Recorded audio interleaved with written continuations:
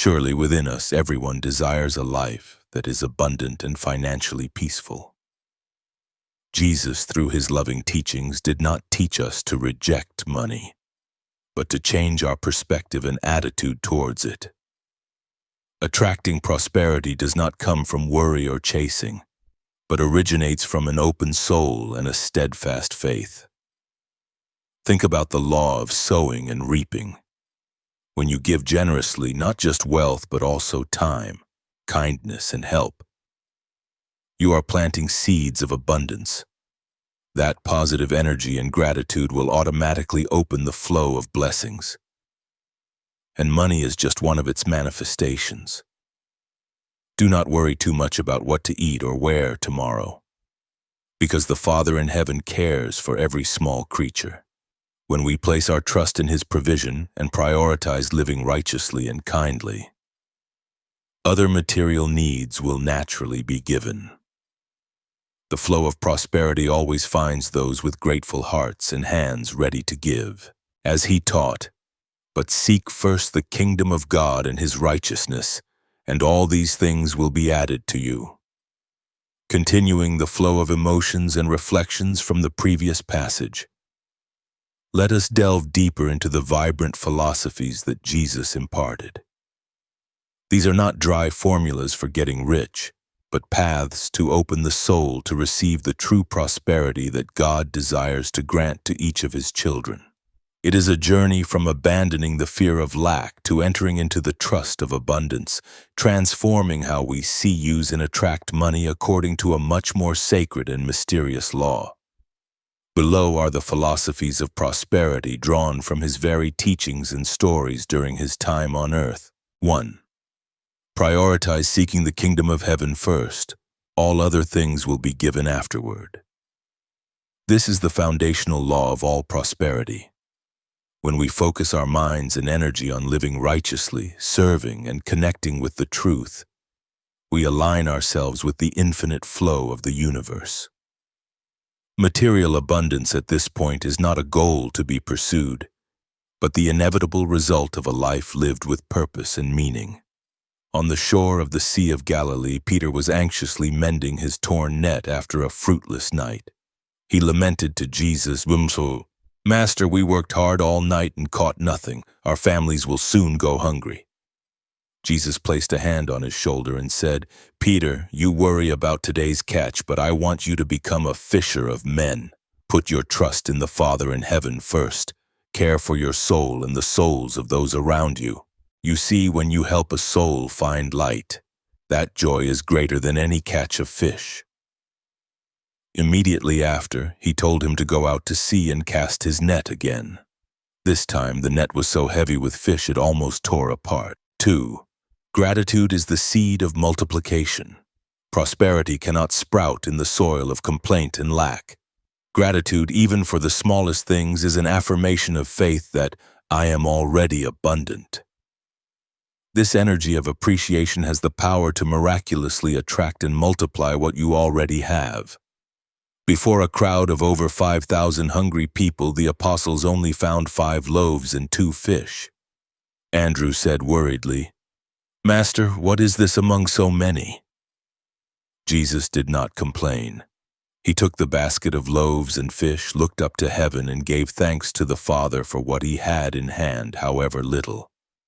He gave thanks for the presence of the crowd, thanks for the kindness of the boy who shared. After that sincere thanksgiving, he began to break the bread and fish. Miraculously, the bread and fish multiplied, enough for everyone to eat their fill, with 12 baskets left over. 3.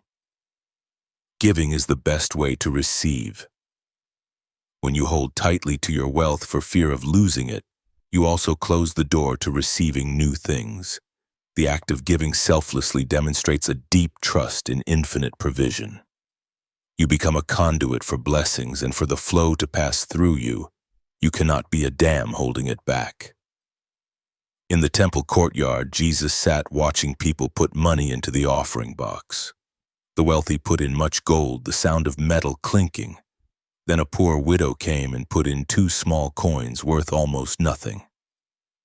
Jesus called his disciples over and said, "Truly, I tell you, This poor widow has put in more than all the others, for they all gave out of their surplus, but she, out of her poverty, put in everything she had, all she had to live on. She gave not from her wealth, but from her very faith, and that faith was more valuable than any treasury of gold. 4. Faith moves mountains. Worry creates lack. Worrying about money is a form of atheism. It silently says that you do not believe there is a powerful being caring for you. Conversely, strong faith in God's providence will clear all mental obstacles, opening the way for miracles to happen in your financial life. A man named Jairus, whose daughter was dying, ran and fell at Jesus' feet, begging him for help. On the way, someone from his house came and said, "Your daughter is dead. Don't trouble the teacher anymore." Fear and despair engulfed him.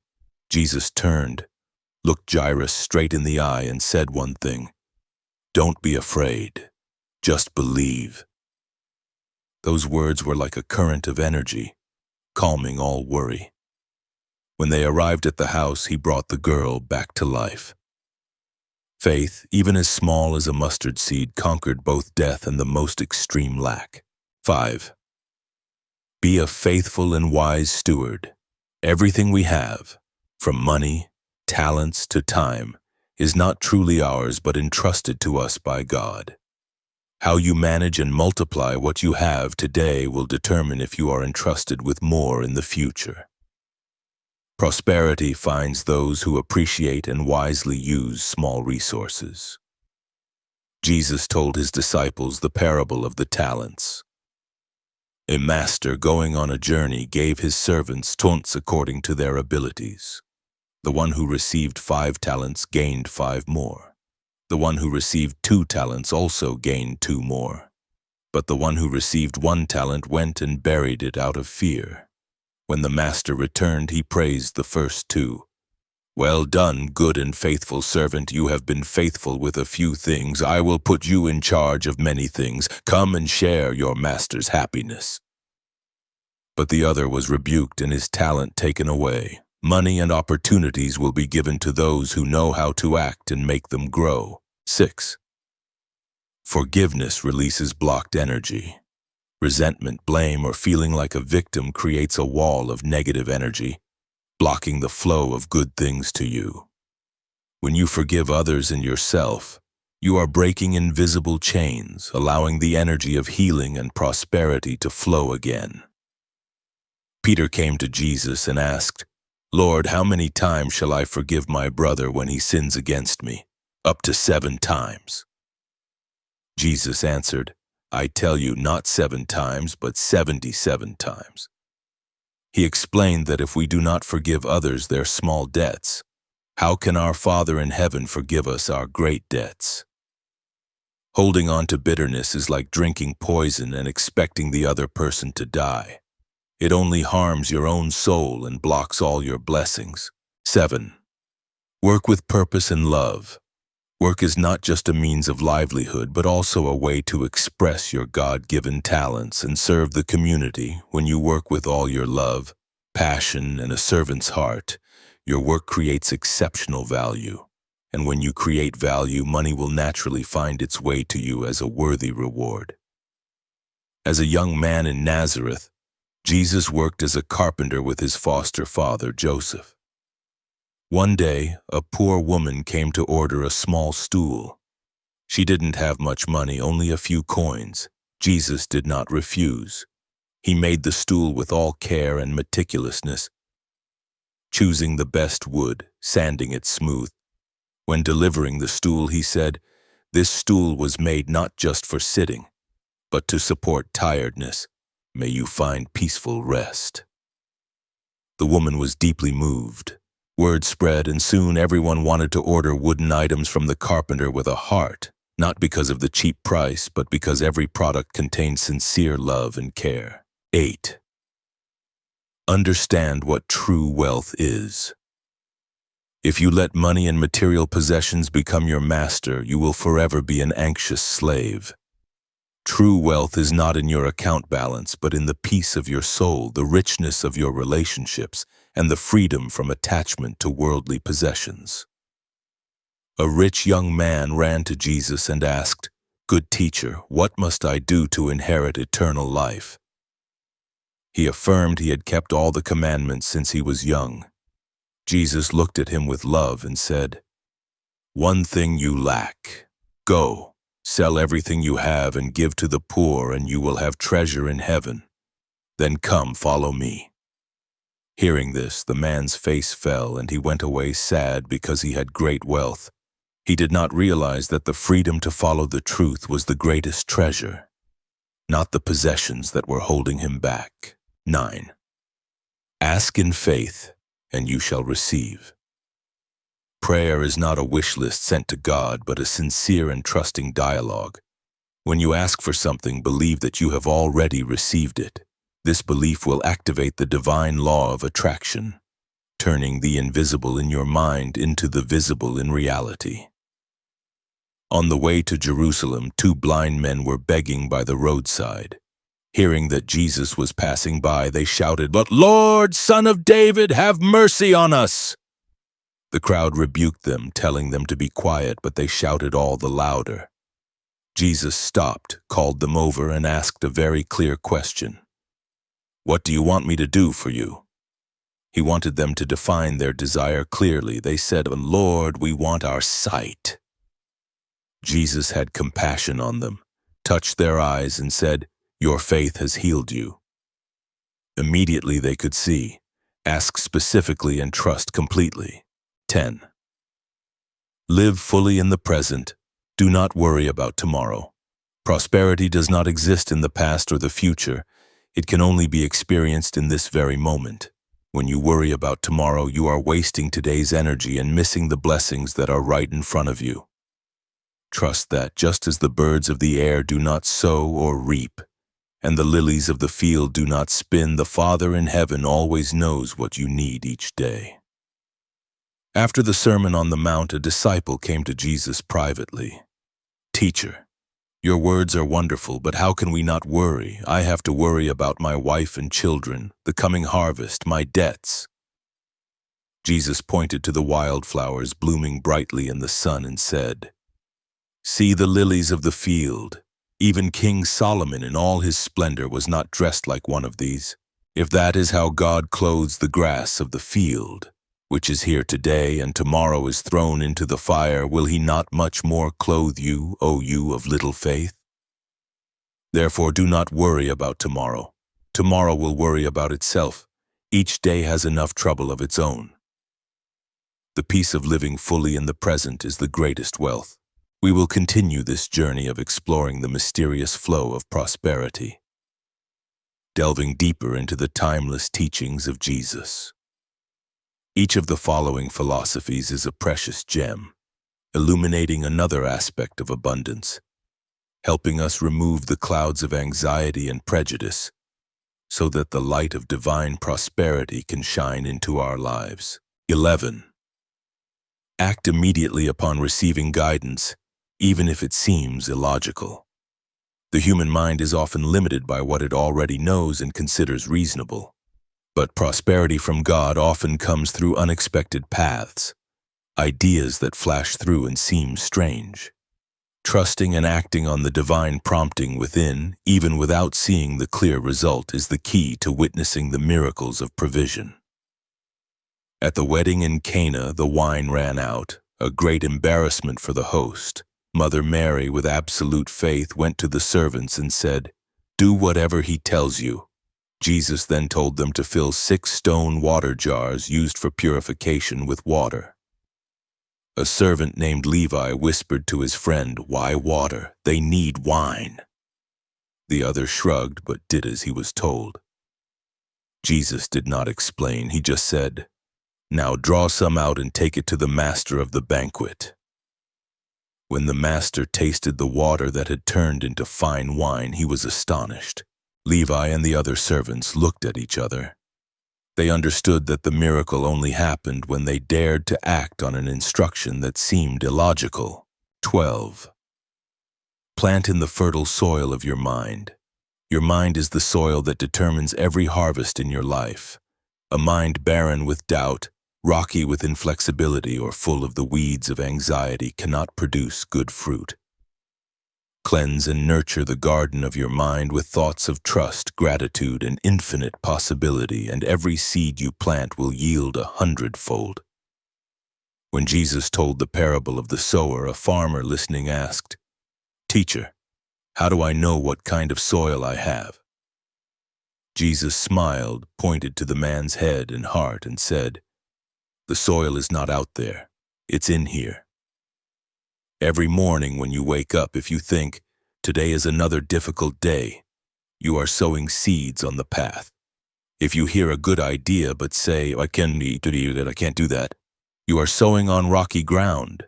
If you start something but then let worries about money and the future choke it, you are sowing among thorns. But if you receive each day with gratitude and faith, you are sowing in good soil. 13. The greatest treasure often requires the greatest trade-off. True prosperity, or your life's purpose, is sometimes compared to a treasure or a pearl of great price. To possess it, you must be willing to sell all you have. That is, to give up old beliefs, unsuitable habits, toxic relationships, or false security. It is an act of investing everything in what has eternal value. Matthew, who had been a wealthy tax collector, was talking with Jesus. He confessed, "Master, sometimes I still miss my tax booth. Everything was clear there, money came in every day. Following you, I have no certainty." Jesus replied, Matthew, think of the merchant looking for fine pearls. He had seen hundreds of beautiful pearls, but when he found one perfect pearl, he was willing to sell his entire fortune to buy it. You gave up your tax booth, but you found the pearl of the kingdom of heaven. Can any wealth on earth compare to its value? 14. The power of purposeful fellowship. When 2 or 3 gather in agreement to pray for something good, their energy is resonated and amplified many times over. Prosperity is not just an individual journey. Find like-minded people, support each other in faith and goals. This community strength will create results far beyond individual efforts. The sisters Martha and Mary were worried because their brother Lazarus was gravely ill. They sent word to Jesus, but he had not yet come. Martha said in tears, "If you had been here, my brother would not have died." When Jesus arrived, he saw them and their relatives weeping. He said to them, "Believe, now direct your thoughts with me towards life." He invited everyone present to join in a single belief. He did not act alone. When everyone focused their energy of faith on one point, he called out, "Lazarus, come out!" And the dead man came back to life. 15. Judgment impoverishes the soul and the wallet. When you judge others, you are putting yourself in a state of division and criticism. This energy will repel good opportunities and relationships. A non-judgmental soul, one that accepts people as they are, becomes open and attracts goodness from all directions. When Jesus went to the house of Zacchaeus, a tax collector despised by all of Jericho, many muttered judgmentally, "He has gone to be the guest of a sinner." They kept their distance and looked on with contempt. But Jesus did not. He entered Zacchaeus' house, ate at his table, and treated him with respect. It was this non-judgmental attitude that moved Zacchaeus' heart, causing him to stand up and say, "Look, Lord, here and now I give half of my possessions to the poor, and if I have cheated anybody out of anything, I will pay back 4 times the amount." Jesus' acceptance turned a person lacking in morality into someone rich in repentance and generosity. 16. Inner peace is the foundation of all sustainable wealth. You cannot build a solid enterprise on a foundation of anxiety, fear, and insecurity. Peace of mind is the most valuable asset, the optimal state for you to make clear decisions, recognize opportunities, and attract necessary resources. All external prosperity begins with internal stillness. The disciples were in a boat on the sea when a great storm came up. Waves crashed into the boat, nearly swamping it. Meanwhile, Jesus was asleep at the stern. The disciples frantically woke him. "Teacher, don't you care if we drown?" He woke up, rebuked the wind, and said to the waves, "Peace, be still." The wind died down, and it was completely calm. Then he turned to the disciples. "Why are you so afraid? Do you still have no faith?" He wanted to teach them that the storm outside was not as frightening as the storm within. When they had his peace, they could overcome any storm in life. 17. Persistence in prayer and action will be rewarded. Many people give up right before the miracle happens. The path to prosperity requires persistence, endurance in both prayer and action. Don't be discouraged when you don't see immediate results. Every prayer, every step you take is accumulating energy, and at some point the door will open. Jesus told them the parable of the persistent widow and the unjust judge. The widow kept coming to the judge day after day, demanding justice. The judge, who neither feared God nor cared about people, finally gave in just because she kept bothering him. Jesus concluded, "Listen to what the unjust judge says. And will not God bring about justice for his chosen ones who cry out to him day and night? I tell you, he will see that they get justice, and quickly." Your persistence demonstrates the level of your desire and faith. 18. Learn to open your hands to receive. Many people pray for help, but when blessings come, they feel guilty, unworthy, or don't know how to receive. Receiving joyfully and gratefully is just as important as giving. It completes the cycle of prosperity and allows you to receive even more. Jesus healed 10 men with leprosy. All of them were overjoyed at being cleansed and hurried away. But only one, a Samaritan, turned back, praising God in a loud voice, and threw himself at Jesus' feet, thanking him. Jesus asked, "Were not all 10 cleansed? Where are the other 9? Has no one returned to give praise to God except this foreigner?" Then he said to him, "Rise and go, your faith has made you well." The act of returning to show gratitude was the act of fully receiving the miracle. 19. Break the limits of your thinking, for with God all things are possible. Our minds often impose limits based on past experiences. I've never been able to do that.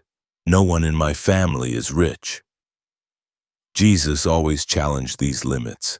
To step into his prosperity, you must believe in a reality where old rules no longer apply and miracles are normal. After the first feeding of the multitude, another time Jesus faced a hungry crowd of 4,000. The disciples fell back into their old mindset, saying, "Where in this remote place can anyone get enough bread to feed them?" Even though they had witnessed a miracle, they let their current reality limit their faith. Jesus patiently asked, "How many loaves do you have?" They replied, "Minsum maduven," and a few small fish. He performed the miracle again, wanting to engrave on their minds, God's supply is limitless. Never let your current circumstances dictate your faith. 20. True greatness and wealth come from service. The world believes that the rich and great are those who are served by others. Jesus completely reversed this philosophy. He taught that the more one serves, the more value one creates for others. The greater and more prosperous one becomes. Money and status are consequences of service, not the goal. At the Last Supper, while the disciples were arguing about who was the greatest, Jesus silently stood up, took a towel, tied it around his waist, and knelt to wash each of their feet. Peter protested, "Lord, are you going to wash my feet?" Jesus replied, "You do not realize now what I am doing, but later you will understand." After washing all their feet, he said, "If I, your Lord and teacher, have washed your feet, you also should wash one another's feet. Whoever wants to become great among you must be your servant." 21. Look to nature to learn the lesson of effortless abundance. Jesus frequently used images from nature to teach. Trees do not worry, yet they bloom and bear fruit. Birds do not sow or reap, yet they are fed. Nature operates by the law of trust and receptivity. It does not strive. It does not worry. It simply exists and thrives.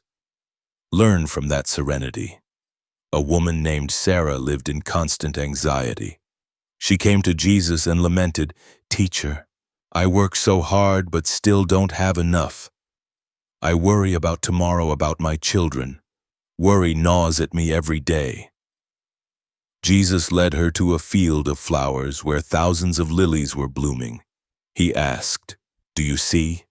Do these flowers toil? Do they spin? Yet they are adorned with a beauty no king can match. The Father in heaven clothes them. Will he abandon you, his precious child? Live like these flowers. Root yourself deeply in faith. Turn your face to the light, and you will be cared for." 22. You must have a new mindset to receive new wine. People do not pour new wine into old wineskins. New wine symbolizes new opportunities, new blessings, a new level of prosperity. The old wineskin is your old thinking, habits, and beliefs. If you want to receive new things, you cannot hold on to old patterns of thought. Prosperity requires innovation and mental flexibility. The Pharisees came to question Jesus. Why do John's disciples and our disciples fast, but yours do not? They were trying to impose old rules on a new teaching.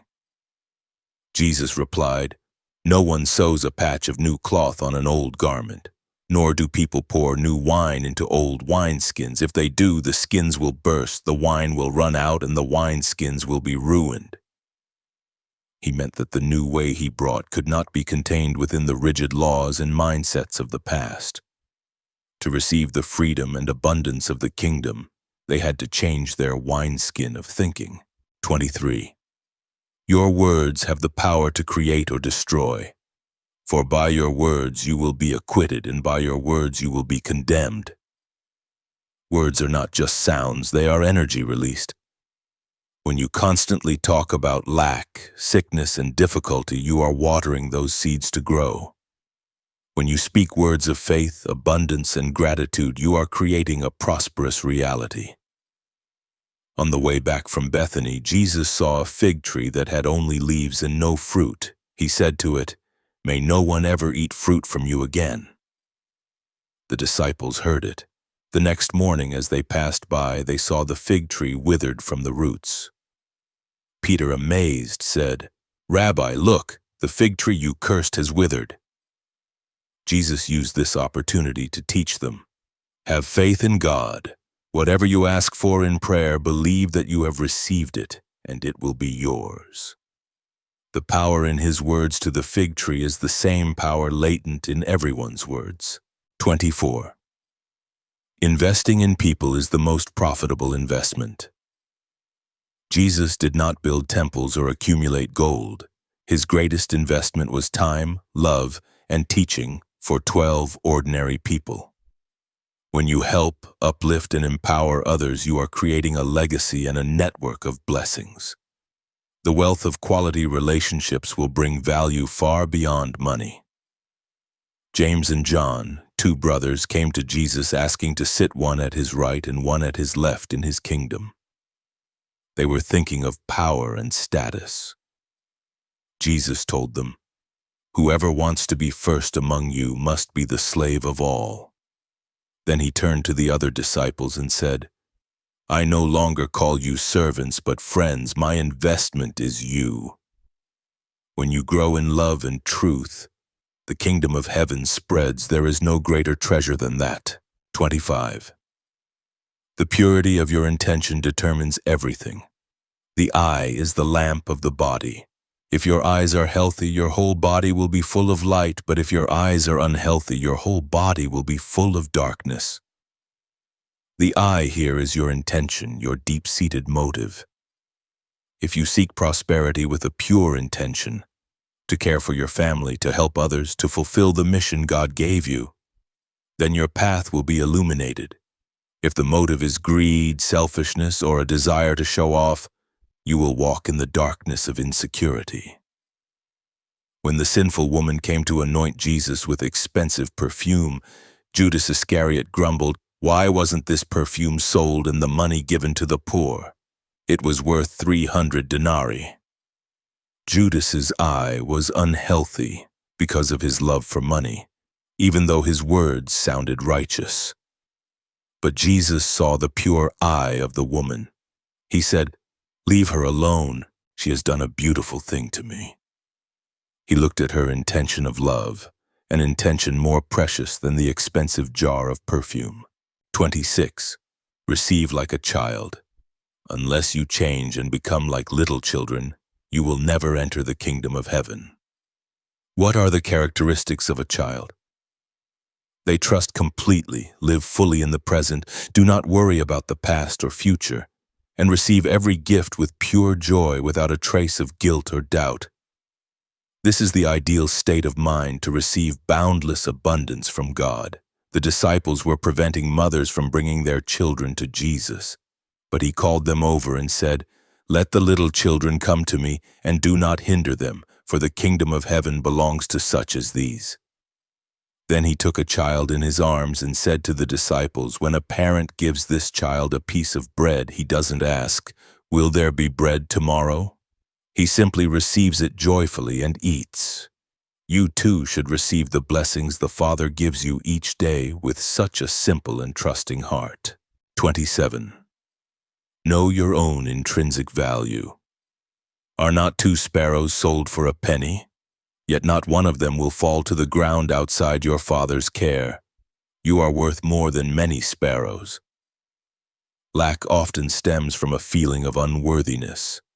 When you realize you are a precious creation of God, loved unconditionally, you will automatically open yourself to receive the good things He has prepared for you. A tax collector named Levi, an outcast of society, was sitting at his tax booth. He always felt unworthy and sinful. Jesus walked by, looked straight at him, and said only one thing: "Follow me." Not a word of judgment, no conditions. That call made Levi realize his value in Jesus' eyes. He got up, left everything, and followed him. Immediately after, he held a great banquet at his house. When a person realizes their own value, the first thing they do is celebrate and share their abundance. 28.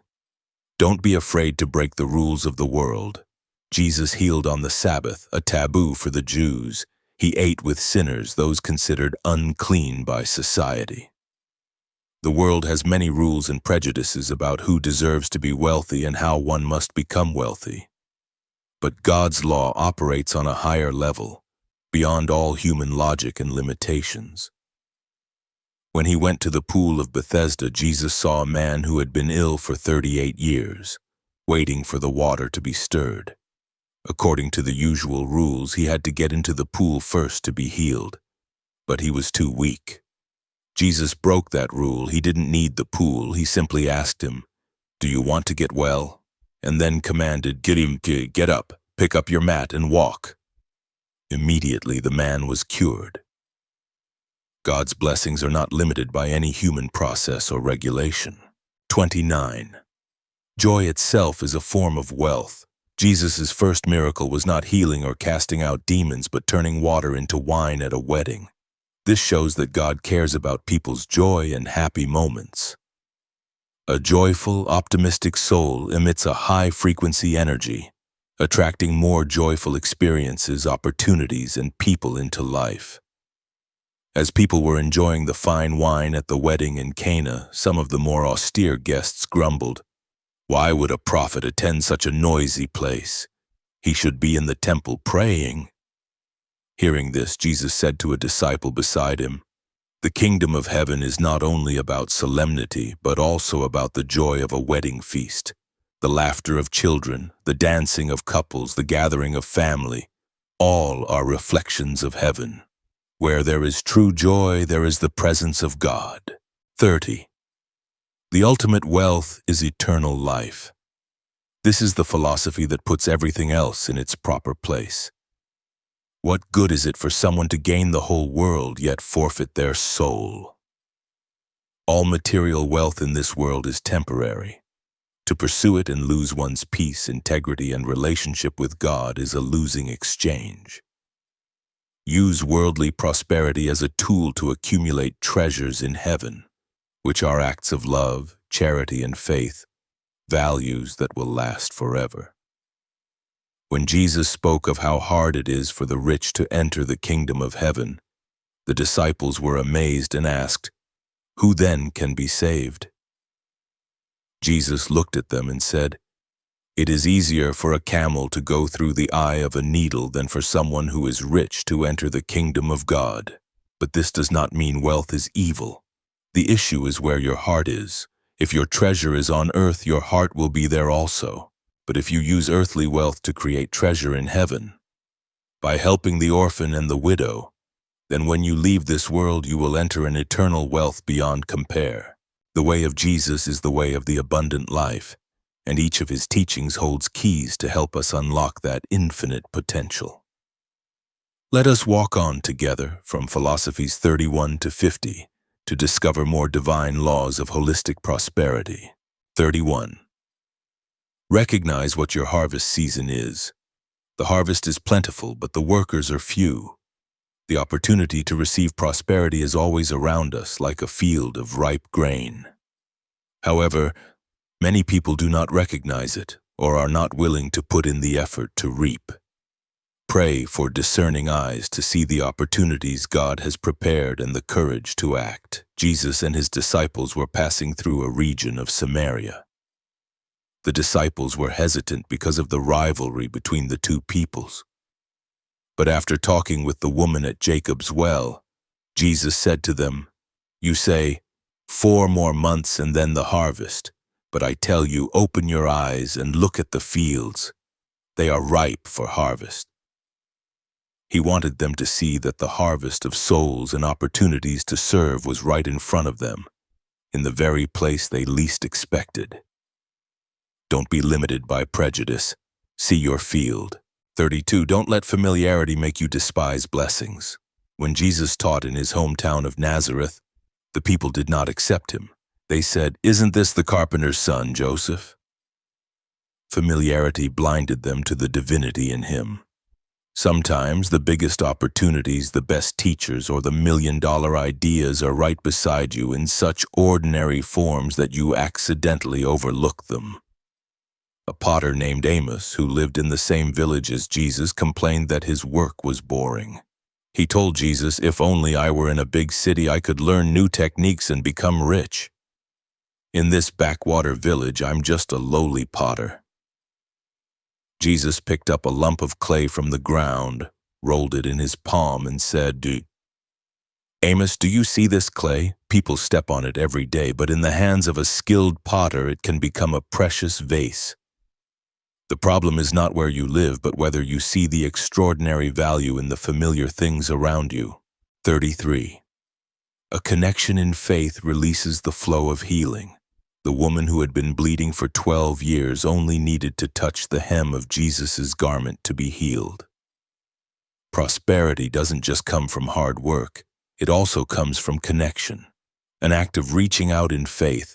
Whether connecting with God through prayer or connecting with someone who can help you, can break through blockages and bring healing to your financial situation. As the crowd pressed in, Jesus suddenly stopped and asked, "Who touched my clothes?" Peter said, "Master, the people are crowding and pressing against you, and you ask, 'Who touched me?'" But Jesus knew it was not an ordinary touch. He said, "Someone touched me. I know that power has gone out from me." The woman, trembling, came forward and confessed. He wanted to teach that among thousands of unconscious contacts, only a purposeful connection full of faith can draw divine energy and create a miracle. 34. Sow a character, reap a destiny. This is the law of cause and effect that Jesus always emphasized. A man reaps what he sows. This is true in every aspect. If you sow criticism, you will reap isolation. If you sow honesty, you will reap trust. If you sow generous thoughts, you will reap abundance. Examine the seeds you are sowing every day through your thoughts, words, and actions. A man came to Jesus complaining, "Teacher, Why is my life full of injustice and deceit? Everyone I do business with cheats me. Jesus asked him, when you sell your goods, do you use an accurate scale? When you make a promise, do you keep your word? When others succeed, do you silently congratulate them? The man was silent, his head bowed. Jesus said gently, don't blame the field for being full of weeds. If the seeds you sowed were seeds of deceit, start sowing seeds of righteousness and you will enjoy a sweet harvest. 35. Count the cost before you begin. In the parable of the man building a tower, Jesus taught that he must first sit down and estimate the cost to see if he has enough to finish. Any worthy goal, including financial freedom, has a price: discipline, learning, perseverance, and sometimes sacrificing immediate pleasures. Be willing to pay the price or you will give up halfway. An enthusiastic young man said to Jesus, "Teacher, I will follow you wherever you go." Jesus looked at him and said, "Foxes have dens and birds have nests, but the Son of Man has no place to lay his head." He was not rejecting the man, but he wanted him to understand the cost of following him was not material comfort. Similarly, when you want to build prosperity, ask yourself, are you willing to learn new skills? Are you willing to work hard while others rest? Be aware of the cost. 36. Reclaim lost value. In the parable of the lost sheep, the shepherd left the 99 safe sheep to find the one that was lost. Prosperity is not just about creating new things, but also about restoring what was lost. It could be a talent you've forgotten, a relationship you've lost, or a project you've abandoned. God rejoices in restoration. A woman lost a precious coin in her house. She lit a lamp, swept the house, and searched carefully until she found it. When she found it, she joyfully called her friends and neighbors to celebrate with her. Jesus used this image to talk about the joy in heaven when one sinner repents. He was also implying, do not overlook the small values you have lost. One coin, one skill, one idea, light a lamp, focus, and sweep the house, clear your mind to find it. Restoration brings great joy and wholeness. 37. Your talent is meant to shine, not to be hidden. No one lights a lamp and puts it under a bowl. Your light is your unique talent, skill, and value given to you by God. When you courageously express and share them with the world, you not only light the way for others, but also automatically attract resources and opportunities to yourself. Hiding your talent out of fear or self-doubt leads to stagnation. A woodcarver named Barnabas had great talent but was very shy. He only made small items that he kept in his house.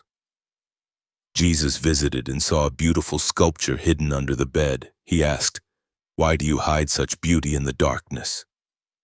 Barnabas replied, "I'm afraid people will mock it." Jesus said, "A city on a hill cannot be hidden.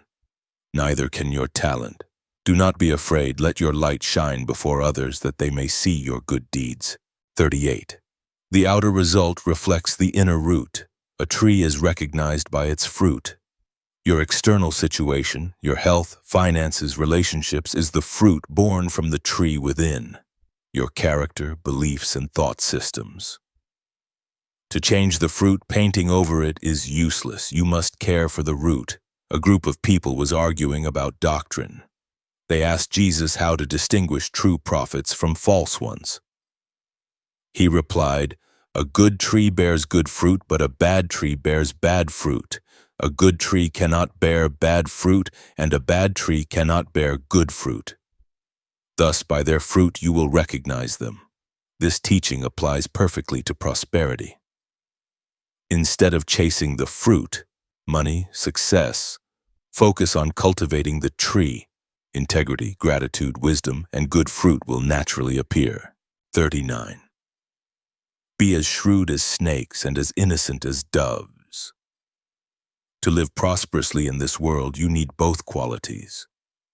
Innocent as doves means keeping your heart and intentions pure, oriented toward good. Shrewd as snakes is the ability to assess situations, make wise decisions, and know how to protect yourself from pitfalls. Lacking one or the other, you will find it hard to achieve sustainable success. When sending his disciples out to preach, Jesus instructed them, "I am sending you out like sheep among wolves. Therefore be as shrewd as snakes and as innocent as doves." A disciple asked, "Why such a contradiction?" Jesus explained, "If you are only innocent and not shrewd, the wolves will devour you. If you are only shrewd but lack an innocent heart, you will become the wolves. You must use your shrewdness to serve your innocent heart." 40. Procrastination is the enemy of opportunity. In the parable of the 10 virgins, all 10 were waiting for the bridegroom, but the 5 wise ones had prepared their oil, while the 5 foolish ones had not. Opportunities and blessings often arrive unexpectedly. Those who are always ready, who have done the work and prepared in advance, will seize the opportunity. Procrastination will leave you standing outside a locked door. A fisherman named Jonathan always said, "Tomorrow I will mend my nets, tomorrow I will fix my boat." One night, Jesus was walking by the shore and saw a large school of fish swimming near the bank, a rare opportunity. He went to Jonathan and said, "Go out to sea. A great catch is waiting for you." Jonathan replied awkwardly, "Master, my nets are torn and my boat is broken. Please let it be tomorrow." Jesus walked away quietly. The next morning, the school of fish was gone. Opportunity only comes to those who are ready. 41. Proper rest is part of the work. Jesus often withdrew to quiet places to pray and restore his energy. The Sabbath law was not about laziness, but about a necessary recharge. Working non-stop leads to burnout and decreased productivity.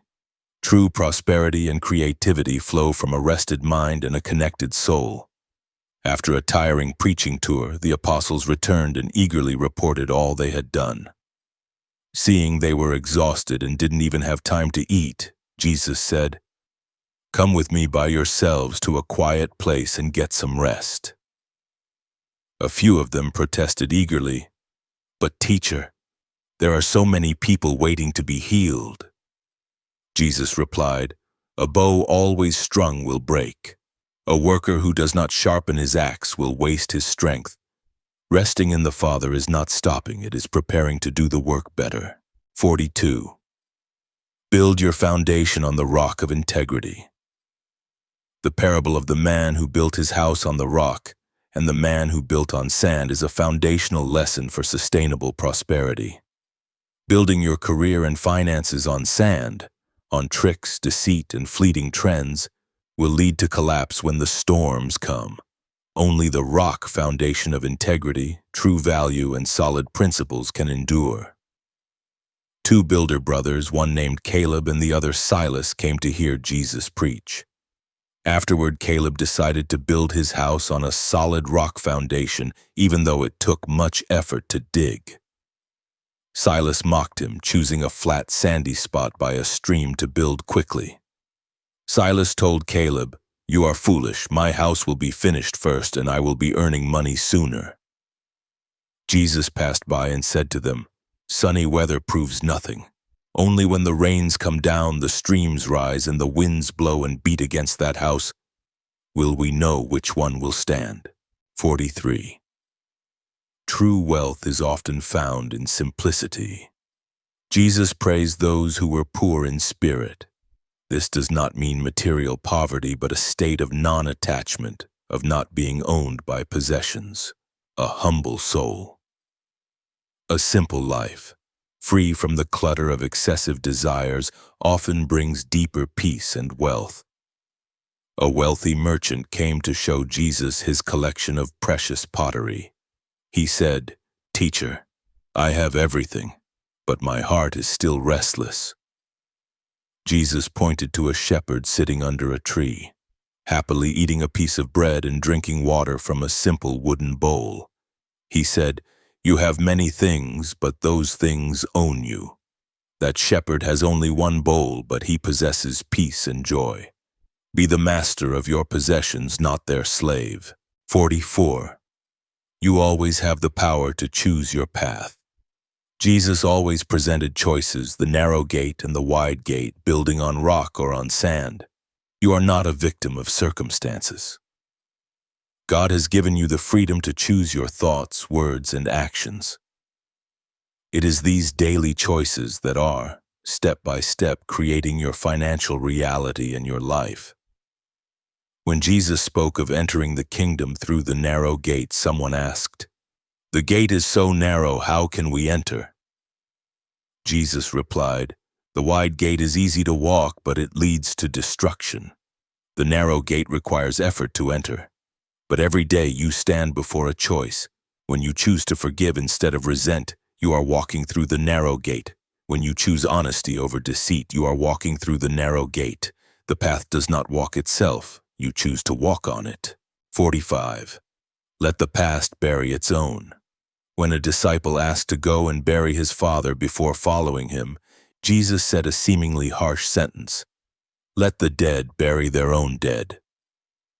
This is a profound lesson about letting go of the past.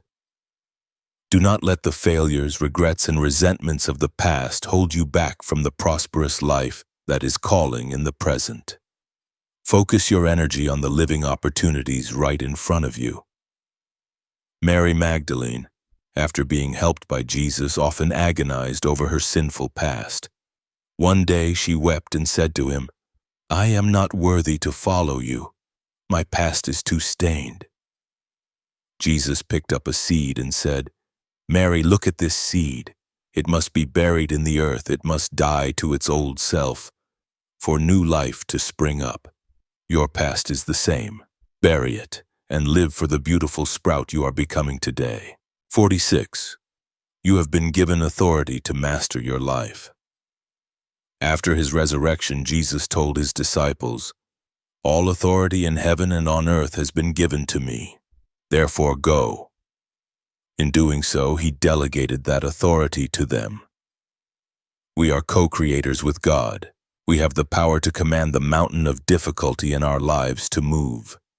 Step into that authority and create your reality with faith. When the disciples could not drive a demon out of a child, they asked Jesus why. He replied, "Because you have so little faith. Truly I tell you, if you have faith as small as a mustard seed, you can say to this mountain, 'Move from here to there,' and it will move. Nothing will be impossible for you." He wanted them to realize the power was not external but within their faith. 47. The truth will set you free from the chains of lack. Many people are imprisoned by false beliefs about money. Money is the root of all evil. All rich people are greedy. I can never be rich. Seeking and accepting the truth about a God who is abundant, generous, and about your own infinite worth will break those chains of lack. Jesus was speaking to a group of people who believed in him. He said, "If you hold to my teaching, you are really my disciples. Then you will know the truth, and the truth will set you free." One of them said, "Oh, we are Abraham's descendants and have never been slaves to anyone." Jesus replied, "Very truly I tell you, everyone who sins is a slave to sin. Similarly, anyone who believes in lack is a slave to lack. The truth that you are a child of the Creator who owns the universe will set you free from all slave mentalities." 48. Be the salt of the earth. You are the salt of the earth. Salt has three main functions: to preserve, to add flavor, and to create thirst. In the context of prosperity, this means your work and your presence must help preserve good values, add flavor to make others' lives better, and create a thirst for the positive life principles you represent. When you become as valuable as salt, you become indispensable. During a meal, a disciple spilled the salt. He quickly apologized. Jesus took the opportunity to teach, salt is good, but if the salt loses its saltiness, how can it be made salty again? It is useless. He looked at his disciples and said, "Your talents and your faith are the same. If you do not create value for the world, if you do not make this life better, you are like salt that has lost its taste. Always keep yourselves salty by serving. 49. Love is the supreme law governing all things. Love the Lord your God, and love your neighbor as yourself. All business decisions, all financial plans, all career choices must be filtered through the lens of love. Does this harm anyone? Does this express love? Actions rooted in sincere love and service will certainly lead to blessings and prosperity. An expert in the law came to ask Jesus which was the greatest commandment. After hearing his answer, the man nodded in approval. Jesus said to him, "You are not far from the kingdom of God." This means that when a person understands and lives by the law of love, they are very close to the abundant and prosperous life of heaven, because God is love, and all good things flow from him. 50. Miracles always happen outside your comfort zone. Peter was able to walk on water, but to do so he had to do something terrifying. Step out of the boat. You cannot experience the miraculous provision of God if you are not willing to leave your safety, your familiarity, and the predictable, the boat. True faith always requires a step into the unknown. When Peter sank into the water out of fear, Jesus reached out his hand and said, "You of little faith, why did you doubt?" When they were back in the boat, he did not scold him for being afraid. He wanted him to realize something. He said to the disciples, "You all saw the miracle, but only Peter experienced it. What's the difference? He dared to leave the boat. Don't just be observers of other people's miracles. Be brave enough to step out of your own boat. That is where I am waiting to do the impossible with you." And so we have just journeyed together through 50 profound philosophies of prosperity according to the teachings of Jesus. It is hoped that through these shares you have felt one core thing. The prosperity God wants to give us is not just numbers in an account, but fullness, peace, and wealth from deep within the soul. It is a wealth built on gratitude, multiplied by giving and protected by a steadfast faith. This is not a get-rich-quick scheme, but a lifestyle, a transformation to turn us into a conduit, so that God's blessings can flow through us to this world. If these words have touched your heart, don't hesitate to express your feelings. Leave a comment below, letting Angelic Gospel know which philosophy truly awakened and inspired you the most. Your sharing is also a way of sowing more seeds of faith for our community. And if you found this video valuable, please spread it by hitting the like and share buttons for your friends and family. Those who you believe also need to hear these healing words. Finally, don't forget to subscribe to the Angelic Gospel channel and turn on the notification bell so we can continue to walk together on this journey of nurturing the soul and discovering the marvelous truths of the kingdom of heaven. Angelic Gospel sincerely thanks you for listening. May the life of each of us every day be filled with peace, joy, and the boundless provision of God. May the peace of Christ be with you always. See you in the next videos.